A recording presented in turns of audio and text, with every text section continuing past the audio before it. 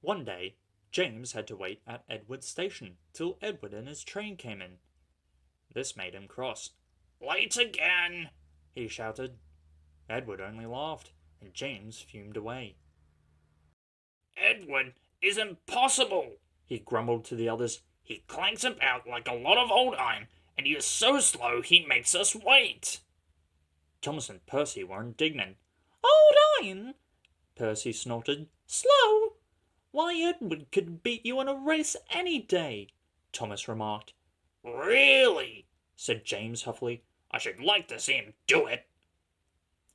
One day, James's driver didn't feel well, and when he came to work, "I'll manage," he said. But when they reached the top of Gorn's Hill, he could hardly stand. The fireman drove the train to the next station. He spoke to the signalman, put the trucks in the siding, and uncoupled James ready for shunting. Then he helped the driver over to the station and asked them to look after him and find a relief. Suddenly, the signalman shouted, and the fireman turned round and saw James puffing away. He ran hard, but he couldn't catch James, and soon came back to the signal box. The signalman was busy. "All traffic halted," he announced at last. "Up and down the main lines are clear for 30 miles, and the inspector is coming." The fireman mopped his face. "What happened?" he asked. "Two boys were on the footplate. They tumbled off when James started. I shouted at them, and they ran like rabbits." "Just let me catch them," said the fireman grimly. "I'll teach them to meddle with my engine." Both men jumped at the telephone rang. "Yes?" answered the signalman. "Yes, he's here." "Right, I'll tell him. The inspector's coming at once in Edward. He wants a shunter's pole on a coil of wire rope." "What for?" wondered the fireman. "Search me, but you better get them quickly." The fireman was ready and waiting when Edward arrived. The inspector saw the pole and rope. "Good man," he said. "Jumpin'!" "We'll catch him! We'll catch him!" puffed Edward, crossing to the up line in pursuit. James was laughing as he left the up. "What a lark! What a lark!" he chuckled to himself. Presently, he missed his driver's hand on the regulator.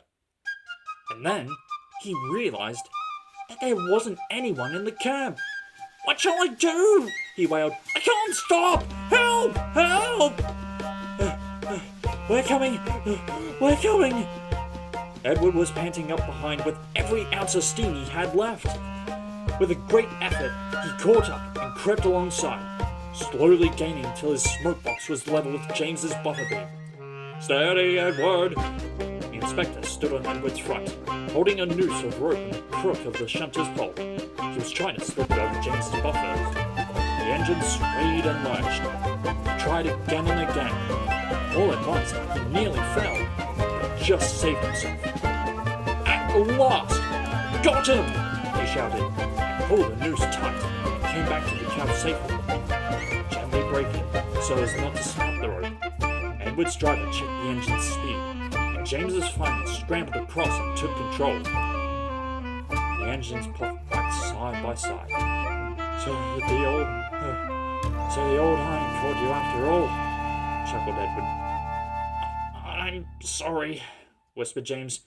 "Thank you for saving me." "That's all right." "You were splendid, Edward." The Fat Controller was waiting, and thanking the men warmly. "A fine piece of work," he said. "James, you can rest, then take your train. I'm proud of you, Edward. You shall go to the works and have your worn parts mended." "Oh, thank you, sir," said Edward happily. "It'll be lovely not to clank." The two naughty boys were soon caught by the police, and their fathers walloped them soundly. They are also forbidden to watch trains till they could be trusted. James's driver soon got well in hospital, and is now back at work.